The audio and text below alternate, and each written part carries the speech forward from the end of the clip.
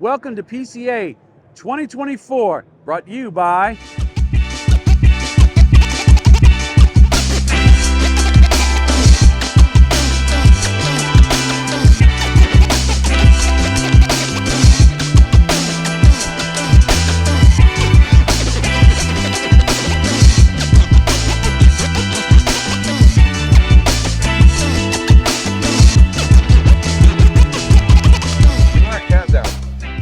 We need a countdown. 1, 2, Let's count up. 3, 7, 2, 8, 6, 7, 5, 3, 0, 9. Yeah, the train just fell off the rails already. But I knew that's what it was going to be because we've got my man Fabien right there in that. That's old school right there. In the Aganorsa booth. And I basically done turned it over to him and said, "What are you going to do?" And he has brought out all these big bags of tobacco goodness. So we had to make sure that we came and hung out with you. You know, you're just awesome. You're phenomenal. Well, thank you. Thank you. But it's a pleasure to be on the show once again. You guys are my favorites, and it's always some craziness. And I decided that we're going to do a show during the tobacco show, the PCA tobacco show, and we're going to not smoke. Is that all right? did you bring the hot sauce? We can do a hot sauce challenge instead. No, if you no, like. I was there. Not Chick-fil-A sauce. No, we do hot sauce. Yeah, I was there. I was there already. No, this is what we're gonna do. I am gonna literally help you decide which Aganorsa cigar you're gonna really enjoy. Then I'm going to validate. And then you're gonna validate, and we're gonna, flex, validate, show off the guns and whatnot. Okay, so this is what happens.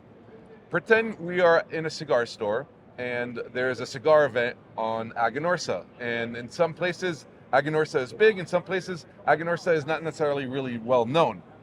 And if you're a man of your stature and you go to this fine establishment, you want to support the owner and you want to buy cigars. But at the same time, you want to buy cigars that you're going to enjoy, right? Absolutely. I mean, I'm sure you've bought a few cigars once in a while at an event. They're like, I wish I didn't, whatever. Not for me.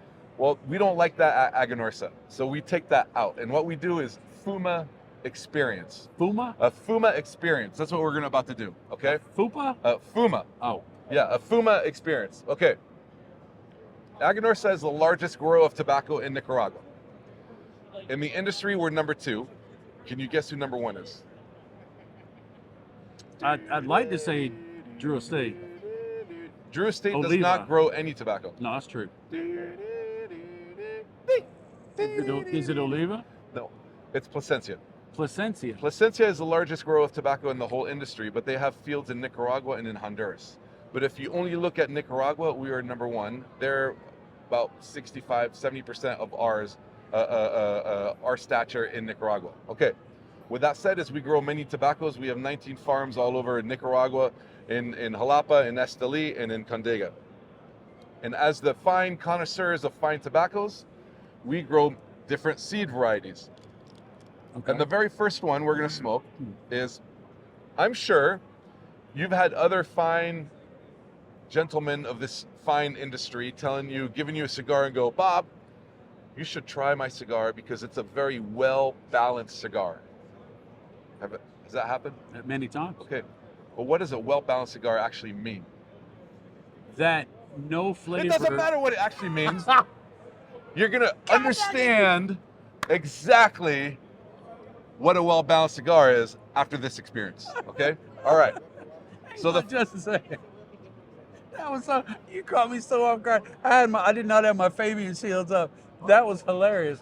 Okay, I'm can sorry. you smell what the People's Choice champion is smoking? I knew that. I was going to use that. And then do in my little eyebrow. Okay, all right. No. All right, so Corojo 99. Corojo 99, we're the only manufacturer, the only farmer that grows Corojo 99. Why?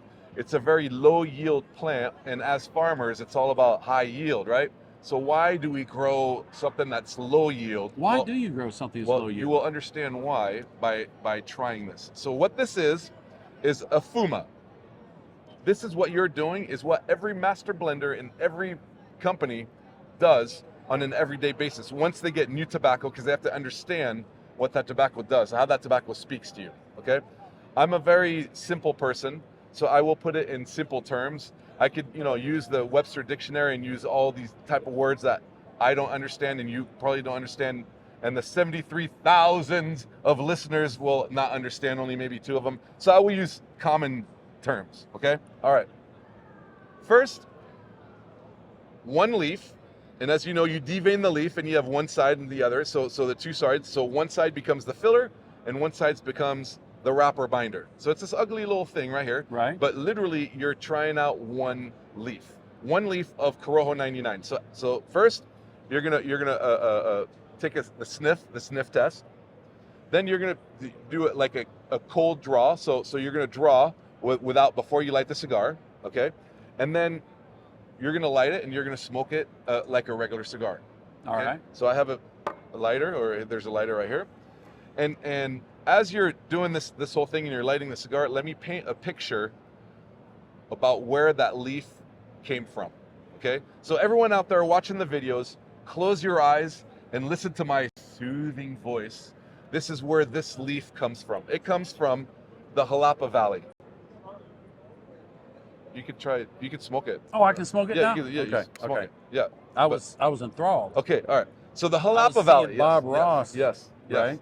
The Jalapa Valley is the northernmost part in Nicaragua. It borders Honduras. Another key note is Jalapa Valley is latitude-wise on a map is the exact same latitude as Pinar del Rio, which is the beautiful valley where all Cuban tobacco is grown. So in a sense, it has the same microclimate as Pinar del Rio. And on top of that, in the late 50s and 60s, the history, as the history goes, all the Cubans, when they left Cuba, they all went and settled in Jalapa, and that's where they started growing the very first seeds, Cuban seeds, in Nicaragua, in the Jalapa region. Okay? All right. So imagine we have seeds, we plant them in this beautiful ground that you're about 100, 150 meters above sea level. Okay? Same thing as Pinar del Rio. Plenty of sun, plenty of water, and the soil is very sandy. So the plant, the seed bursts, the roots, they grow, they spread out, kind of like what you and I, kind of like what all you guys do on vacation under the sun. We spread out, you get the sun, you drink whatever you want to drink. To me, simple terms, this is a very relaxed plant. Okay? So what does a relaxed leaf do? It's going to hit your mouth vertically. Now, I know this isn't like geometry or mathematics, but it's going to make sense in a second, because you and I spoke. You had many cigars today. How many cigars have you had today? I think between the 2 days is over 30. Okay, all right. So your mouth is your mouth and whatnot, but now you're smoking one individual leaf, and that leaf is talking to you. And what is it saying? So as I use my Jedi mind tricks, this is the leaf you're tasting. Okay. You're gonna get excess moisture in your cheeks. Do you retrohale? No. Okay, don't do it. I don't want to clean up, so don't do it. But if you were to retrohale, and you can actually, instead of retrohaling, you keep the smoke in your mouth a little bit longer before you blow it out. What you're gonna get is smoothness. You're gonna get little hint of sweetness, just a little tingling on the tongue of sweetness, and some people get a little earthy tones. But the overwhelming issue, or not issue, the overwhelming thing that what the leaf gives you is excess moisture.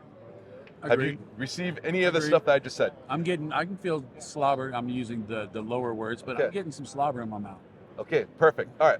So this right here, the object of this is to smoke this for as long as you understand what that leaf does. So some people smoke it for a half an inch, some people smoke it 3 inches, whatever.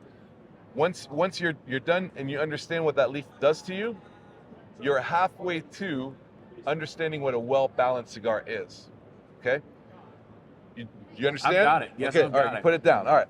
So now we're gonna go with another leaf, which is fairly common. It's grown a lot in Esteli. You've been to Esteli. Yes, I have. So you know Esteli is very different than Jalapa. I don't know, have you been to Jalapa? I have not. Okay, so Esteli is in the mountaintop, right? So 3,000 meters above sea level, okay? And then still plenty of sun, still plenty of water, but the soil is very clayish, very hard. So from the second that seed is planted in the soil, it struggles. It's stressed out. So the roots have to fight. The roots have to fight. They have to break through to get the nutrients out of the soil. They have to, like struggle to grow and whatnot. So in my mind, it's a stressed out leaf. Now you're going to understand what a stressed out leaf tastes like. I picked it up in the cold draw. Okay. All right. Your first puff, you're going to get hit vertically. And what do I mean by that? First, What do you mean by that? you're going to get a little more strength. You're going to get a little more spice. You're going to get a little more earthy tones. And after 2 puffs, probably, that excess moisture that you had, now your mouth is completely dry and you're like the Sahara Desert and you're looking for something to drink. It's like licking deodorant. Okay, it's pretty crazy, right? So now you understand what a horizontal leaf does, and now you understand what a vertical leaf does. And here comes the aha moment. Yeah. The aha moment is Aha. Bob going Cheech and Chong, because you're going to grab your first one. You're going to make sure your first one is still lit. It is. Okay? You remember what the first one did by itself. Yes. You remember what the second one did by itself. Absolutely. You're going to smoke both of them together right now. On camera. On camera. That's right. And ta-da! The start of a well-balanced cigar. The excess moisture from the first one is mixed with the excess dryness of the second one. The excess strength is, some people say, a little watered down from the smoothness of the first one. And now all 4 quadrants of your mouth is getting stimulated, and you're understanding what a well-balanced cigar is. I can see that. I can see that's interesting. Okay? Again, that's what every single cigar blender does, because they have to understand what the leaves do. I'm sure you smoke many cigars that are, some people call flat or one-dimensional. It doesn't necessarily make them bad or good, it just makes them flat, right? And what that means is the master blender or whoever blended that cigar picked all one-dimensional leaves. Whether it's all vertical or all horizontal, whatever, it doesn't matter. Some people like those, and some people want like a journey, or they want to read a book in the sense that when they smoke a cigar. Okay, now you put that down. Yes, sir. And then you're going to go with the newest of the seeds, which is a 2012 Corojo. Okay. Now, unlike the 99 Corojo, which was grown in Jalapa, this is grown in Esteli. Okay, so I won't say anything. You do the cold draw. You're gonna take a puff. And why 2012 Corojo? Well, like I started this whole thing 37 minutes ago by saying that 99 Corojo is a very low yield tobacco. When they tweak the genetic code on this seed, now this grows like a weed, and this is like overabundant. Like the average plant grows like 22 leaves in one plant. The 99 Corojo is usually around 16 leaves, and there's about 20, 26, 28. Some plants have 30 leaves of the 2012. So farmers love this. They love it. So they're growing more and more of that stuff because, yeah, there's more and more tobacco. So what does that, the overwhelming taste could be described many different ways. Me, I taste it as woodsy. That's what she said. Right? But woodsy, to some people, they also consider that leathery, right? So I've never sucked on a leather belt. That's what she said. Or did any S&M stuff with leather, this and that, whatever. What you do outside of Bob the Cigar Guy stuff, I mean, that's up to you. So I don't know how much leather you've had in your mouth. That's what she said. But I describe it as woodsy. So you'd say you've had a lot more wood in your mouth than leather? Oh. That's what she said? I've had a lot of woodsy aspects, yes. When I'm barbecuing stuff with the different woods, a little burn, you get that little barbecue stuff, right? It's also going to be a little stronger, okay? A little sharper, maybe, okay? Okay. Now here's the fun part. You go back to the 99, you understand what that does. Then you go back to the 2012, and then you want an all Corojo cigar. You smoke both of them together. You want it. You smoke the 98, 99 together, and then you smoke the 98 with the 2012. It's 1 and 1, but it's completely different. And then the last thing is, if you were to smoke all three of them together, and then that's the one that you like the best, then I have a cigar for you. So to wrap the whole thing up, because this is a tobacco show, and we are in a tobacco show, and we're all about talking about tobacco, and you're done smoking leaves, my question is, which did you like better? The first one by itself, the second one by itself, the third one by itself, or the two 98, 99 together? I didn't do that. Or if you want to try all three of them together, make sure the first two are still lit, and try all three of them together, and but whatever your answer tells me, I have a cigar in my portfolio that most likely you're going to truly enjoy. And as Jim Carrey said, that's the way the cookie crumbles. The cookie crumbles. Yeah. This is hard. That's what she said. Michael, please.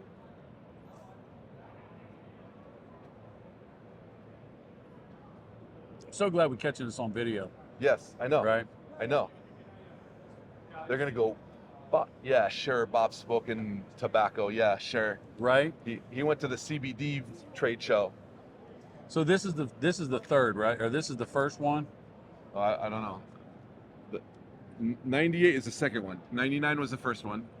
And then the 2012 is the third one. Oh, but wait, this. All right, there you go. I like that.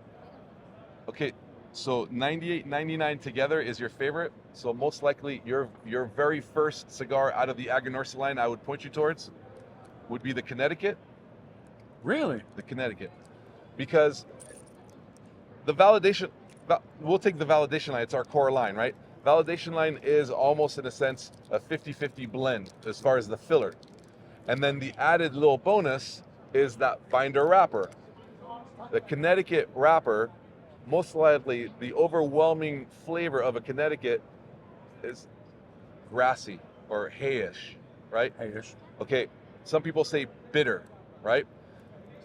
Bitter isn't necessarily bad. I mean, people drink gin, people drink, gin and tonics, Right. and whatever. But some people don't necessarily like the bitterness, and that's why they stay away from Connecticut. Because we have such flavor in our leaves, it waters down the bitterness, so you have no bitterness, and simultaneously, that bitterness or the Connecticut leaf doesn't push you either way towards one or the other, right? So for you guys, you're out there and you're doing the fuma tasting. If you like both of them together, the Connecticut is going to be your first choice. If you were to say you like the first one by itself, which is going to be more a little natural sweetness, a little extra wetness in the mouth, then the one you would smoke, I would point you towards, would be the Aganorsa Validation Maduro. Because the Maduro, you're going to get a little overwhelming, a little sweetness from the Maduro. If you like the second one better, then I would put you towards the Corojo, because the Corojo is going to be a little spicier, and that's what you got from the second one. Okay. Now, if you were to try all three of them together, we only have one cigar in our line that has all three of them together, and it's the Cerberus. And the Cerberus is a mythological creature that guarded the gates of hell, I believe. Three-headed dog. Three-headed dog. It's 1/3 99, 1/3 98, 1/3 2012. All right. So, can people come when y'all do Aganorsa things? Can they? So everywhere we do events, all over the U.S., all over the world, we offer fuma tastings. So I highly suggest exactly what we did. Our reps are trained to do these fuma tastings, and we will do it. Some stores like to do 20 people at a time. Some stores rather, just do it one at a time. So just because you go to an Aganorsa tasting or a cigar event and you don't necessarily see, you want to talk to the rep, the Aganorsa rep, and the Aganorsa rep always has fumas, and then we'll do a fuma tasting with you. And I highly suggest, if you do plan on going to Aganorsa and you've never tried an Aganorsa, before you buy anything, do the fuma tasting, because it will push you towards a cigar that you most likely will enjoy better. Now, see, what's interesting to me is usually when I go into my humidor, I pull out a cigar, it's usually not a Connecticut. Okay. It's not. It would be a broadleaf, or it would be a Mexican San Andreas, or something of that variety. A little bit on the heavier and Okay. hearty side. But And this, why is that? because I like it. Okay. So what do you have against Connecticut's? I don't. Oh, okay. All right.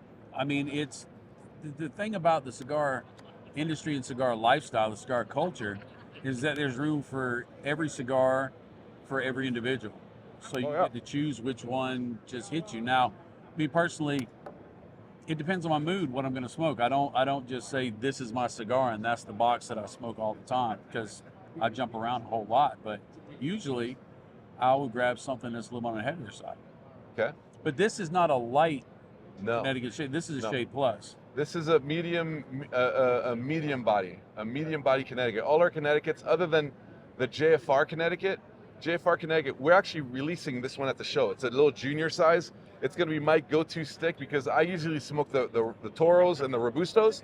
But when I'm visiting 5 stores a day and I'm smoking a cigar with, I'm smoking 6.5 cigar, like that.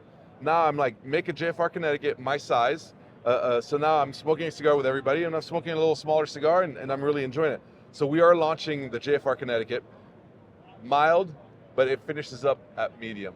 This is more of a medium that stays at a medium, and it's because, as you know, there's 2 scales in a cigar, right? There's the strength scale, and there's the flavor scale. Half the people don't even know what they're asking for when they're looking for a cigar. I want a strong cigar. Exactly. You want strong flavor or strong strength. Absolutely. And those are very completely different cigars. Absolutely. Well, in our Aganorsa portfolio, we don't make mild flavored cigars. Our tobacco starts at medium flavor. We have a mild cigar, but it's medium plus flavor, right? That is a medium body, but medium plus flavor. It's got a lot of flavor because there's no bitterness whatsoever. It's just very smooth. But it keeps you engaged. Exactly. It's got enough oomph inside of it to where you're like, I've got hold of something. It's not like just there's nothing, which if I'm going to smoke a cigar, I mean, I will, new smokers, I will say that would be something you'd smoke, because usually you get a shade wrap cigar, it's going to be a little bit mellower. They're not going to get so much punch, and the nicotine usually seems to be lower as well. So, but you graduate through that kind of quickly. Exactly. So. Some of us took us 15 years to graduate from sweet cigars. Well, yeah. You've taught me so much over the years, and I have used it. I'm a good parrot. I hear something, I can apply it. And that vertical and horizontal thing, that's a gem right there, and that I can add that to my repertoire and share in reviews and stuff like that. That's pretty cool. And that helps me, like when I'm reviewing the cigars, I can actually process that in my head, because sometimes your mouth gets dry like grape skins. And sometimes you just get the slobbers going on, and now I can put a name to it. Well, the cool thing is since Aganorsa is the largest grower of tobacco in Nicaragua, and we sell a lot of tobacco to a lot of other manufacturers, now when you're trying out cigars and you get some of the reactions, especially the excess wetness or moisture, you're like, oh man, they must have some Corojo 99 from Aganorsa, because that's the only leaf that does that. Really? Yep. Well, we talked about it last time, in that most people or some people would say I've never smoked Aganorsa, but in all reality, you probably have. Yes. Since the late 90s, they've been growing tobacco and selling tobacco. So yeah, so most likely all you guys have smoked Aganorsa tobacco. Now it's time to join the family and smoke Aganorsa cigars. Absolutely. So Absolutely. until next time, I will do the nice little Disney princess wave. Oh, you do so good with that. Fantastic.